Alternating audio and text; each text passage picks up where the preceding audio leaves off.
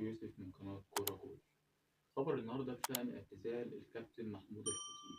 بس قبل ما أقول لكم إيه سبب الاعتزال خليني أقول لكم الإنجازات اللي حققها داخل النادي. بس خليني أقول لكم الإنجازات اللي حققها داخل النادي الأهلي: 6 دوري ممتاز، و6 كأس سوبر مصري، و4 دوري أبطال أفريقيا، و3 كأس مصر، 2 كأس سوبر أفريقي، و1 كأس آسيا وأفريقيا. وتوج الفريق ب3 ميداليات برونزية. إيه هي بقى يا جماعة الأسباب اللي تخلي الكابتن محمود الخطيب ما يرشحش نفسه في الانتخابات في الفترة القادمة؟ السبب الأول بسبب الواقعة الصحية اللي بيمر بيها الكابتن محمود الخطيب، فعشان كده ده منعه اللي هو يخش الانتخابات الفترة اللي جاية. وهم حاليا يوجد 3 أشخاص مرشحين نفسهم داخل مجلس إدارة النادي الأهلي.